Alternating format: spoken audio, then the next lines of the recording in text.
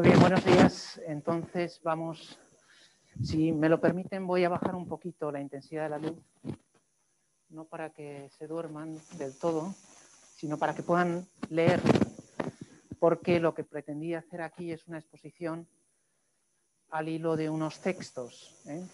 Entonces los que son de habla inglesa me podrán ayudar con la traducción, etcétera. Y entonces el punto de partida es que quizá Newman podría parecer el personaje menos adecuado para hablar de ecumenismo.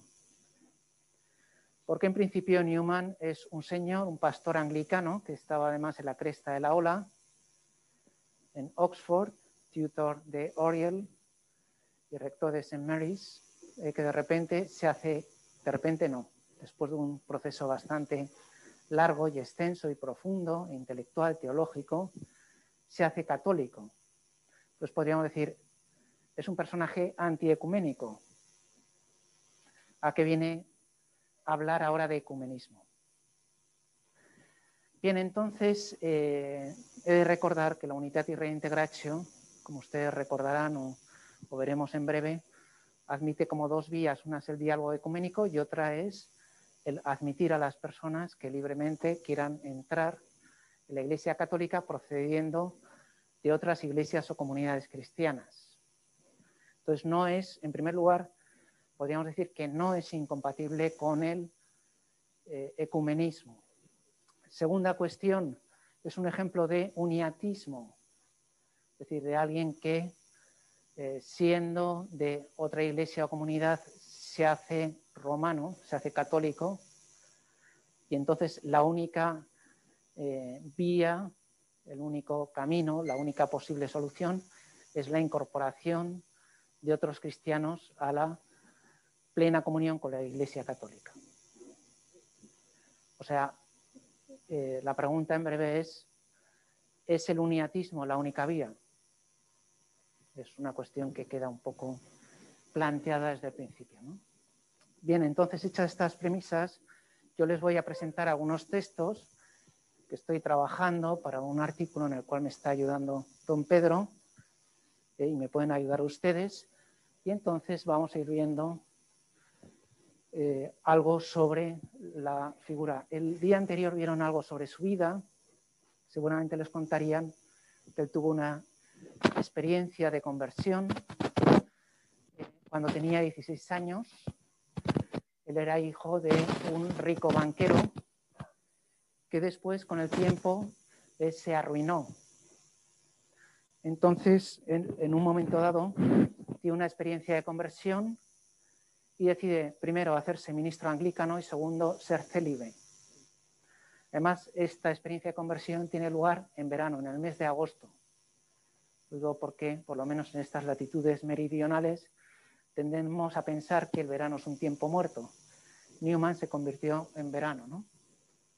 Entonces, ya se ve el aspecto, en primer lugar, romántico del retrato, después el aspecto también intelectual, un hombre erudito, conocedor de lenguas clásicas, griego y latín, interdisciplinar, diríamos hoy, maneja la historia, maneja la poesía, escribe poemas, predicador, filosofía, teología, un poco tiene el perfil que tienen ustedes, más o menos, ¿no?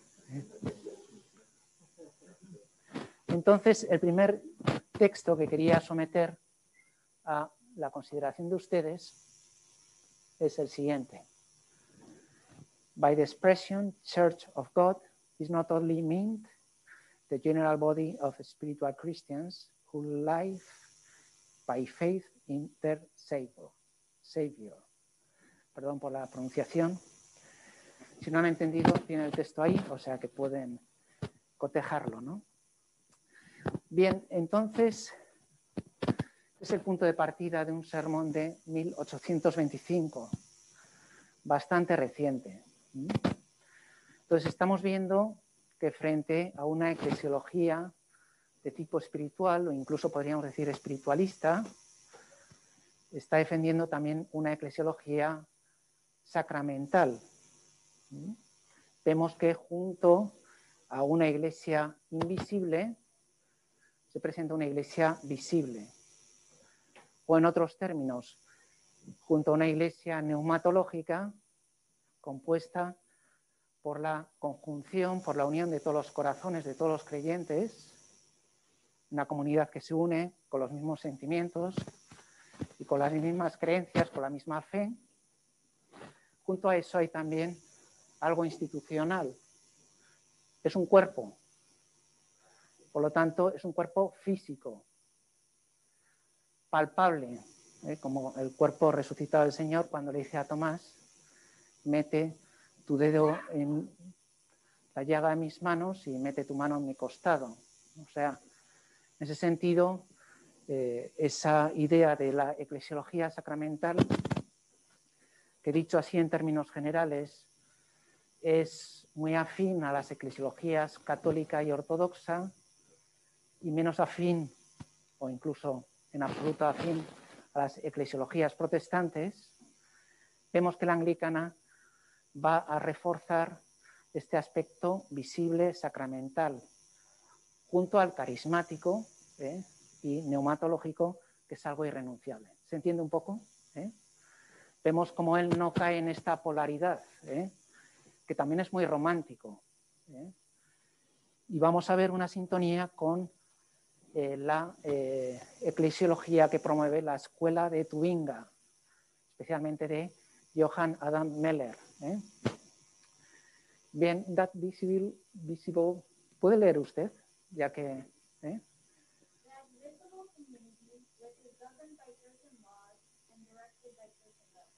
Muy bien, muy bien. Entonces,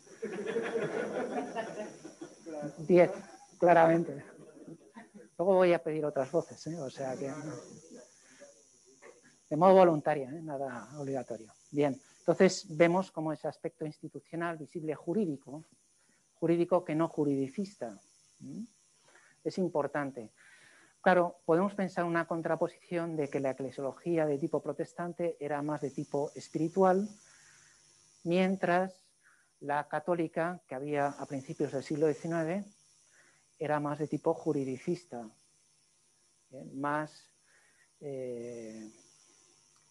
entendida, decíamos, con la frase de Bellarmino, ¿no? Visible como lo es la República de Venecia. Que, por cierto, Lutero dice que la Iglesia es visible como la ciudad de Wittenberg. O sea, que cada uno lo dice a su manera. Lo que pasa es que Lutero dice muchas más cosas y la cosa no está tan clara, ¿no? Pero frente a esa eclesiología más de tipo jurídico, se contrapondría esta espiritual. Un anglicano de la High Church, ya saben que Newman pasa de un evangelismo, del momento de su conversión, es en ese momento cuando están surgiendo los metodistas, todo el movimiento de santidad, a partir del siglo XVIII en Inglaterra, que da lugar a los metodistas y evangélicos que están muy cercanos, ¿no? Entonces, la llegada de estas corrientes, podríamos decir protestantizantes, van a influir sobre todo en la Low Church. Newman va a pertenecer a la High Church, o sea, es decir, a esa iglesia anglo-católica, por lo tanto más cercana al catolicismo. Entonces aquí vemos que el aspecto sacramental visible, incluso jurídico, tiene cabida en la iglesia. ¿Hay algún voluntario que quiera leer este texto, si es capaz de verlo? Vamos a esconder esto que no sirve para nada. ¿Se anima alguien?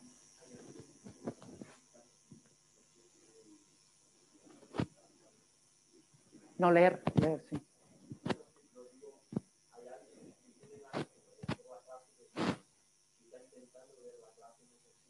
Ah, no sé, no soy técnico. Estamos. Now, the Christian Church is like a company or corporation, a society, a body corporate, so to speak, a system composed of many parts differing one from the other, yet all united of various members, but making one body, of various ranks, of various situations. Bien, de un modo muy eufónico, con una muy buena cadencia, Newman nos recuerda aquí la idea del cuerpo místico de Cristo, la idea paulina de cabeza y miembros, esa pertenencia. Por lo tanto, el modelo cristológico, complementario de ese modelo neumatológico. Si Cristo es la cabeza y nosotros los miembros, el espíritu es la savia o la sangre que anima ese cuerpo. Por lo tanto, ahí tenemos unidos esa dimensión material y espiritual. Por lo tanto, digamos, esa doble dimensión que lo acerca a las posturas, digamos, católicas, pero que, como van a ver enseguida, hay también una serie de prejuicios contra Roma. Estamos todavía en 1826, hasta el 45 no se va a convertir. Bien, aquí ya lo tenemos como un joven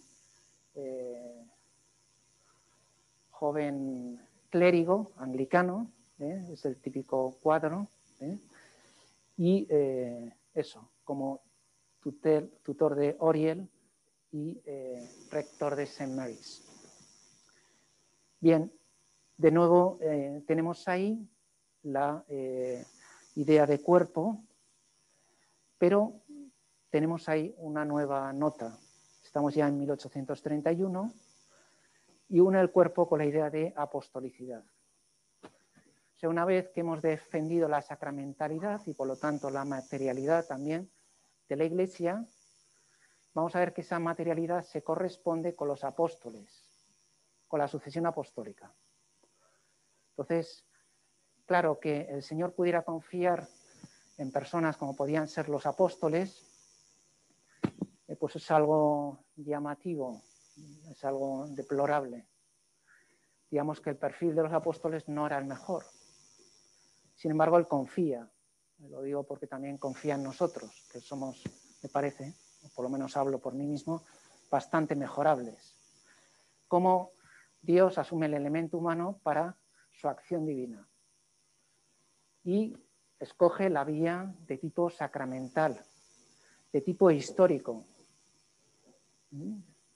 Hay un cierto empirismo. Newman, junto a un gran romanticismo que hemos comentado, era un buen conocedor del empirismo inglés de la época y digamos que él tiene ese sentido práctico. Si no, don Pedro me puede corregir en cualquier momento si digo alguna inexactitud, ese sentido práctico y digamos profundamente material. O sea, la Iglesia no es una abstracción, no es una nube, no es la mera conjunción de corazones, que tiene también un aspecto visible, material, sacramental, que es signo visible de la gracia invisible, y digamos que esa materialidad es el conducto de lo propiamente espiritual.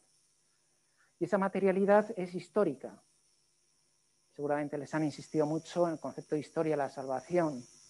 Bueno, también la Iglesia tiene su historia. Y esa historia viene a través de los apóstoles y de la sucesión apostólica. O sea que tenemos en la Iglesia el Espíritu por un lado, por otro lado Cristo. Cristo nos lleva a esa naturaleza sacramental. La naturaleza sacramental incluye lo jurídico, visible y material, y eso jurídico, visible y material, según lo que estamos viendo en Newman, se concreta en la idea de sucesión apostólica. Aquí tenemos que recordar que para los anglicanos el episcopado histórico es un elemento constitutivo de sus iglesias, así como hay otras comunidades protestantes en las cuales son contrarias al episcopado, por ejemplo los presbiterianos, que escogen este título en oposición a los episcopalianos, que si no me equivoco son los anglicanos en Estados Unidos. Entonces digamos que esa idea del episcopado histórico para ellos resulta sumamente importante. Bien, aquí tenemos otro elemento eclesiológico, la nación. Claro, lo primero que nos puede llamar la atención es que muchas de estas iglesias y comunidades protestantes se identifican con iglesias nacionales. Un buen alemán tiene que ser luterano y un buen suizo tiene que ser calvinista o reformado. Un buen sueco tiene que ser luterano, incluso. Durante años, todo sueco que nacía era inscrito en la iglesia luterana, independientemente si se bautizaba o no. Luego eso ya se ha corregido. Y así sucesivamente. Lógicamente, un buen inglés tiene que ser anglicano. Y si te hacías católico, dejabas de ser un buen inglés. Entonces, ahí tenemos un elemento eclesiológico, podríamos decir, interesante, que es la corona. ¿Cómo compatibilizas la corona con el episcopado histórico? La reina Isabel II, ¿de qué apóstol es sucesora? Bueno, lógicamente no va por ahí la cosa, sino que ellos lo resolverán con la figura del arzobispo Canterbury, que será el primus inter pares entre toda esa gran comunión anglicana. Claro, con la desaparición del imperio inglés y de la Commonwealth, pues lógicamente la figura de la corona inglesa como determinante y decisiva en la Iglesia de Inglaterra, pues se ha minimizado. Por lo tanto, estamos en una situación distinta. Lo que hace Enrique VIII, dicho de un modo muy sumario, de sustituir la figura del Papa por la figura del rey o la reina. Esto me recuerda una anécdota que me contaron, no lo he visto porque no he estado ahí, pero en la catedral de Ulm, en Alemania, había un apostolado, es decir, en el coro estaban representados los 12 apóstoles y Pedro en el centro. Y cuando pasó a la Reforma, lo que hicieron, lógicamente, es quitar a Pedro y poner ahí una estatua de Lutero. Evidentemente, Cristo estaba representado en el crucifijo y bien centrado en la iglesia, etcétera, etcétera, ¿no? Pero digamos que esta imagen o esta anécdota nos sirve un poco para decir, bueno, qué cambios o qué retoques han hecho en la eclesiología. Bien, entonces, Newman empieza a sospechar que este elemento, en primer lugar, condiciona la misión de la Iglesia, es decir, que hay una connivencia muy estrecha con el poder establecido y que impide que la Iglesia tenga pues, toda la energía evangelizadora que debería tener. Notaba pues, que los clérigos estaban mundanizados, que no tenían vigor apostólico, etcétera, etcétera. Entonces dice, bueno, aquí pasa algo, ¿no? Esta connivencia con el poder temporal tiene sus peligros. Y entonces aquí tienen resumido lo que hemos estado viendo. Ya estamos en 1833, quedan 12 años para su conversión. Y entonces, en primer lugar, habla de la sucesión apostólica, como habla Unitati Reintegratio 22. Como esa sucesión apostólica no solo en la transmisión de la fe de los apóstoles, sino que es en la cadena de imposición de manos, invocando el poder del Espíritu. Es decir, es una sucesión ontológico-sacramental. Por lo tanto, pasamos ya al segundo punto. La sucesión apostólica es sucesión en el ministerio ordenado. Digamos que tiene un origen litúrgico. Ese origen litúrgico es la ordenación, que no es un mero gesto, digamos, simbólico, sino que es un verdadero sacramento. Esa sacramentalidad del orden va a ser recordada también por el Vaticano II y es el fundamento de la teología del ministerio. Por lo tanto, lo que a veces vemos en las iglesias protestantes, o yo lo he visto en los luteranos, que el tema de la ordenación no tiene una importancia más bien secundaria, pues vamos a ver cómo aquí entre los anglicanos, y específicamente Newman, tiene una gran importancia. Hemos de recordar que Newman empieza a formar parte del movimiento de Oxford, es uno de los principales representantes. Ese movimiento de Oxford vuelve a la liturgia, vuelve a las antiguas devociones, incluso a las mismas ropas litúrgicas que se utilizaban antaño, es decir, hace muchos años. Es decir, que son parecidas a las que utilizan en ese momento los católicos. católicos, que en ese momento eran los ignorantes, eran los emigrantes, eran los que procedían sobre todo de Irlanda y por lo tanto, digamos que desde el punto de vista cultural o social, con muy escasa relevancia.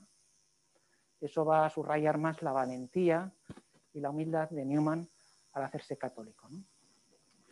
Y el tercer gran elemento fundamental, es el de Cristo, ¿no? Por lo tanto, tenemos Cristo como el fundamento, los apóstoles como las columnas y después la sucesión en esas columnas a través del ministerio ordenado, a través de el sacerdocio ministerial. Bien, aquí lo tenemos enfrascado en la lectura y ya con su hábito de clérigo anglicano, empezando a plantearse algunas cosas, ¿no? Veremos cómo en 1835 hace una investigación sobre los arrianos en el siglo IV y esta investigación histórica, teológica, va a ser un poco lo que va a propiciar el giro o el movimiento de acercamiento a la Iglesia Católica, ¿no? Van a ver que la visión que él tiene del papado es una visión típicamente protestante. El papado como un elemento mundano, como un elemento idolátrico, como un elemento ajeno a la voluntad de Cristo, como una institución puramente humana. The divine authority of our apostolical church, o sea, tenemos que recordar que Newman es un partidario de la vía media. La vía media dice que el equilibrio perfecto entre dos extremos, el extremo romano y el extremo protestante, es la Iglesia anglicana. Nosotros somos la verdadera Iglesia. La verdadera Iglesia de Cristo subsiste en la Iglesia anglicana, dirían ellos. Es decir, que Canterbury está justo en medio, vía media, entre Roma y Wittenberg, o Roma, Wittenberg y Ginebra. Saben que en las islas influyen sobre todo el calvinismo, no el luteranismo, ¿no? Bien, entonces, para que vean lo que hice en este mismo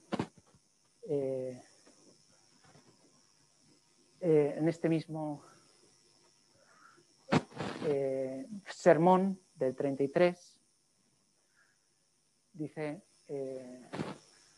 Popery must be destroyed. It cannot be reformed.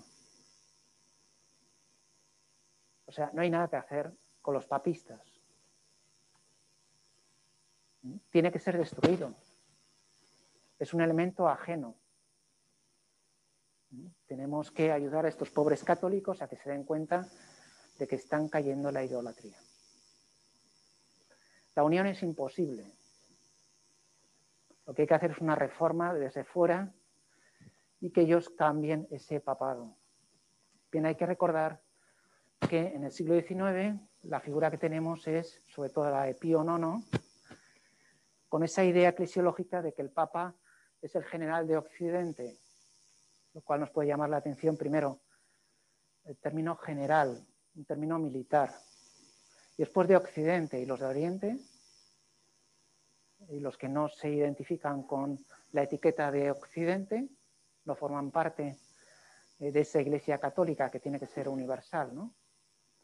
También aquí nos explicaría muy bien los que proceden de ahí cómo había una identificación muy grande de la figura de la Iglesia en Italia con los estados pontificios. Había también una fusión, o no sé si identificación, entre el poder temporal y el poder político.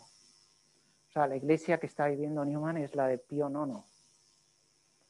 Y luego con León XIII, como sabemos, será acogido en la Iglesia Católica e incluso nombrado cardenal. Pero vamos, esto es lo que había en ese momento, y esta es la visión que él tenía del papado, ¿no? Bien, y aquí tiene una formulación muy bonita de esa complementariedad entre lo visible y lo invisible. Es decir, cómo lo invisible es modelado gradualmente y madurado a través de lo visible. O sea, lo que le da forma, perdón, yo no sé si... Lo que le da forma, lo que le da... Si lo voy a tener en la mano y así... Sí, bien. Y entonces decíamos que el elemento visible sirve para dar forma, para configurar. Porque claro, si todo es carismático, si todo es neumático, si todo es espiritual, con ese mismo principio se puede caer en las aberraciones, incluso crímenes más terribles, ¿no? Acuérdense, por ejemplo, de las comunidades anabaptistas de Münster, ¿no? Que en principio era todo carismático, todo bonito, todo poético, y acabaron matándose unos a otros hasta el punto que el príncipe obispo tuvo que intervenir y la verdad es que la represión fue igualmente sangrienta, ¿no? Pero desde luego, claro, en esa comunidad que no había familia, no había reglas, no había nada, pues acabaron un poquito mal, ¿no? Lo carismático solo no ayuda. Por eso necesita ese soporte, digamos, institucional o sacramental, ¿no? Bien, estamos ya en 35, que es cuando él publica ese libro sobre la crisis arriana del siglo IV. Claro, Newman comete un error estratégico y es que empieza a leer a los padres. Con esa lectura a los padres, primero, hay un alejamiento de la doctrina de la sola escritura propia de los protestantes, que ni siquiera los protestantes sostienen hoy día. Ellos mismos dicen sola escritura, nunquam sola. Y luego, por otro lado, hay un acercamiento a lo que es la iglesia primitiva, la iglesia originaria, la iglesia tal como la vivieron los primeros cristianos. Claro, todo esto envuelto del halo romántico propio de la época. Newman es también un gran poeta, un gran literario. Sí. Por ejemplo, los libros de Walter Scott tendrán mucha importancia para él, ¿no? No sé si han visto Ivanhoe o cosas de estas, ¿no? Un poco el mundo en el cual él se mueve, ¿no? Y la visión que tiene de la cristiandad es un poco la de Quo Vadis, o estas películas que recrean unos primeros cristianos pues como muy buenas personas, ¿no? ¿Sí? Bien. Entonces, no sé si querían decir alguna película, que es que no me acuerdo ahora, de estas de Ben-Hur y cosas de estas, ¿no? Bien, entonces empieza a profundizar en esos arrianos del siglo IV. Y luego más adelante, esto va a ser importante porque la cristología va a ser lo que a él le va a dar la clave para la eclesiología. O tal vez el itinerario es distinto, es al revés, pero la conclusión es la siguiente. Él dice, los protestantes son como los arrianos de entonces. Los anglicanos somos, bueno, esto ya lo escribí como católico, ¿no? Los anglicanos son semiarrianos. Y Roma estaba donde estaba antes. O sea, se da cuenta de que esa iglesia de los padres subsiste en la iglesia católica, a pesar de que humanamente esa iglesia católica era deplorable, era ignorante, era de parecido idolátrica, ¿no? Cuando hace ese viaje a Sicilia, a Italia, se queda escandalizado, ¿no? de toda esa religiosidad excesivamente mundana para su sensibilidad, evidentemente, que es distinta. La sensibilidad de un señor inglés es distinta de la que puede tener la que podemos tener la gente más del sur, ¿no? Todo eso le escandaliza, ¿no? Le escandaliza, va a Roma y ve cómo besan el pie al Santo Padre, ¿no? Y entonces ese gesto también le conmueve negativamente, ¿no? Bien. Entonces, él también tiene ese trasfondo profundamente litúrgico. Hemos dicho una eclesiología cristológica y neumatológica, cristología sacramental, una eclesiología sacramental, y tendríamos que hablar de una eclesiología de comunión, en lo que ahora se llama eclesiología eucarística de comunión. Es lo que va a ir descubriendo poco a poco, como la fuente y el origen de la asamblea eclesial es la asamblea litúrgica. Y este texto me parece muy bonito, ¿no? Pasa que no me atrevo a leerlo. Cristina, ¿puede leerlo usted? Que así.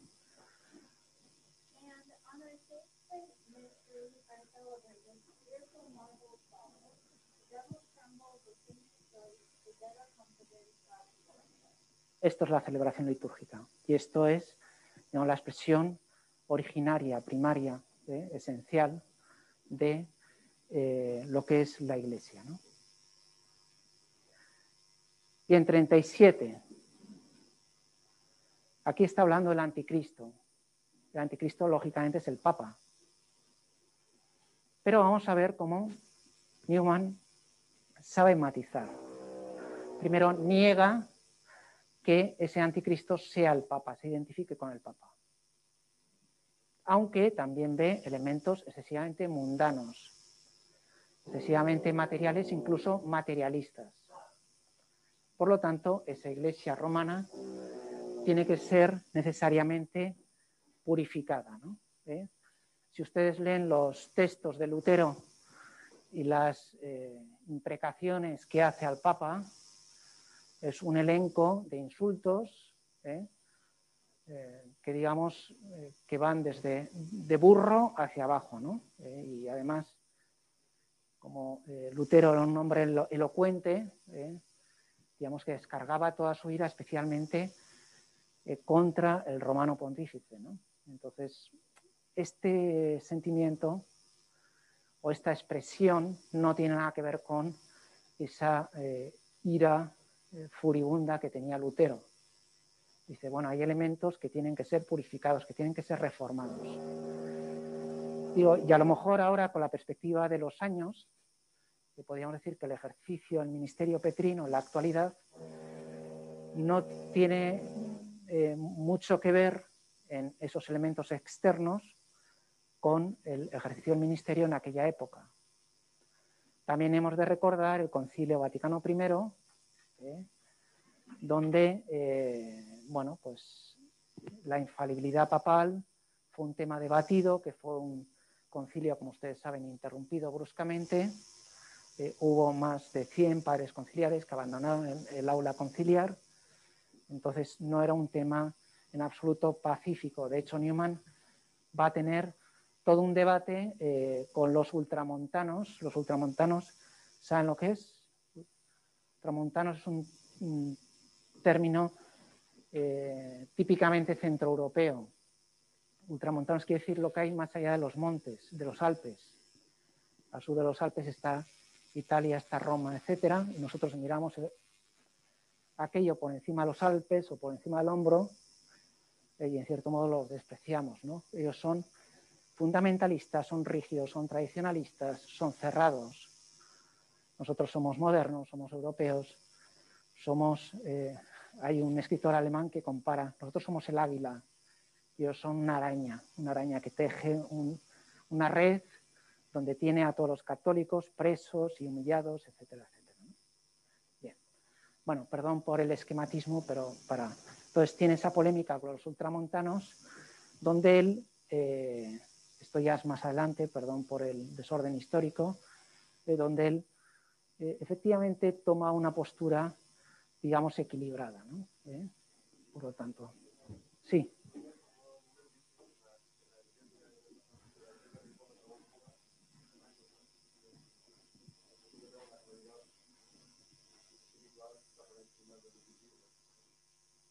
La Iglesia de Roma se refiere a una realidad espiritual. Me parece que no. Aquí a lo mejor don Pedro nos puede ayudar, pero me parece que cuando él habla de la Iglesia de Roma es, digamos, es la Iglesia mediterránea, por decirlo de alguna manera, o la Iglesia tal como él la ha visto, ¿no? Pues con muchas devociones, con una sacramentalidad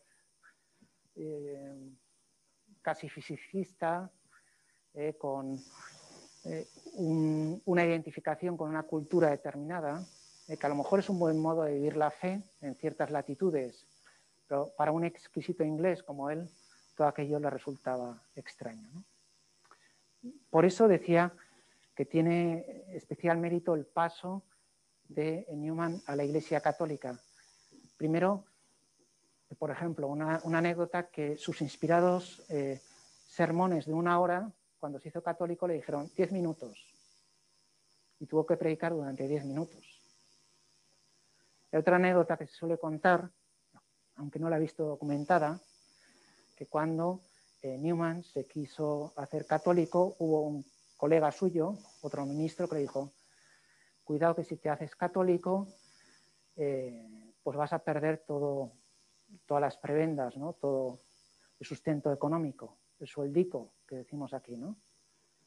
Y dicen que Newman dijo: ¿y qué es eso comparado con una sola comunión? O sea, lo que hay detrás de esto, que se da cuenta de que esa sucesión apostólica estaba realmente en la Iglesia Católica y en la Ortodoxa, podríamos decir. Por tanto, había verdadera Eucaristía. En cierto modo, Newman predice lo que va a decir después la Apostolice Cure, con León XIII, ¿no? Que la sucesión apostólica se ha perdido en la Iglesia anglicana. Perdón, sí. Creo que la pregunta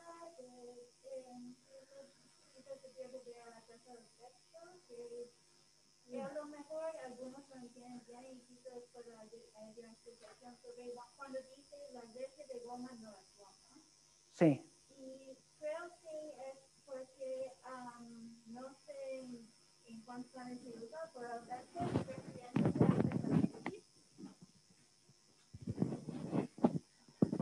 A veces cuando en las polémicas contra la Iglesia Católica se habla de Roma refiriéndose al Apocalipsis, a donde hay la mujer, la meretrice, se dice.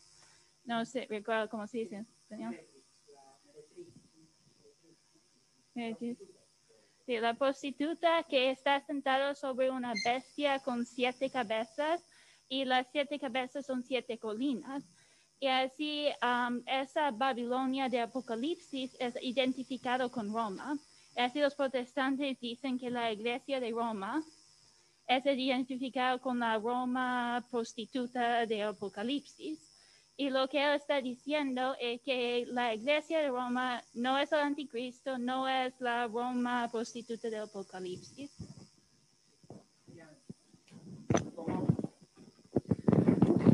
Esa Roma se identifica con Babilonia, ¿no? Este es un discurso típicamente luterano, que retomarán todos los protestantes, ¿no? Bien, entonces vamos a la recta final. Aquí tendríamos que hablar necesariamente del tema de los laicos, del sensus fidelium. Esto es un debate que él tiene sobre el papel de los laicos en la Iglesia en el siglo XIX. Lógicamente esto ya es de época católica, 59, se ha convertido en el 45. Digamos que es un discurso profético, adelantándose a los tiempos.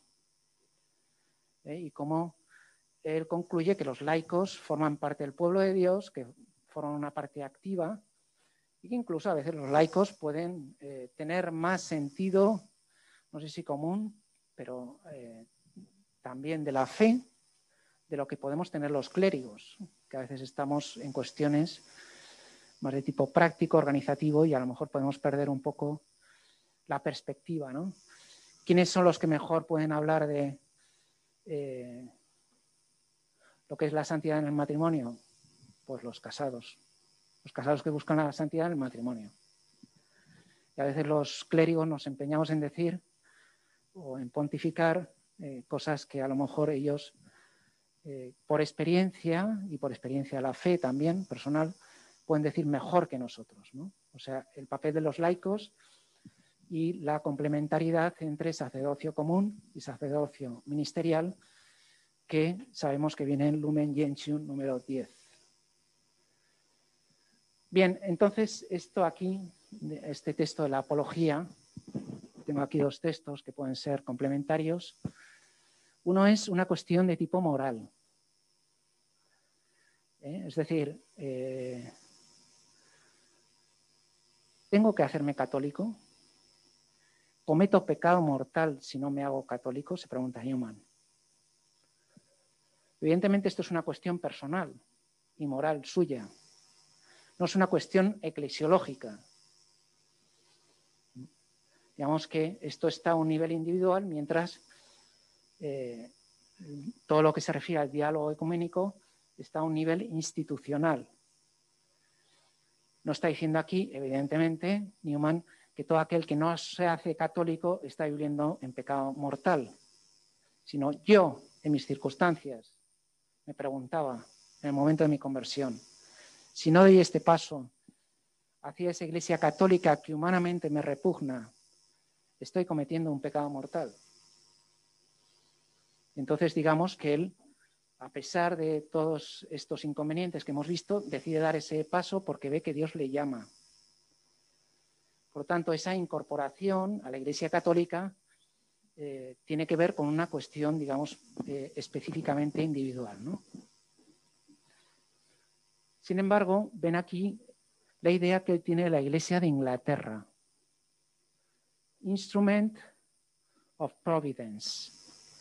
Es un instrumento de providencia que me ha fundamentado. Es la madre, la Iglesia anglicana, es la madre que me ha dado la fe que ha alcanzado en plenitud cuando he entrado en comunión con Roma.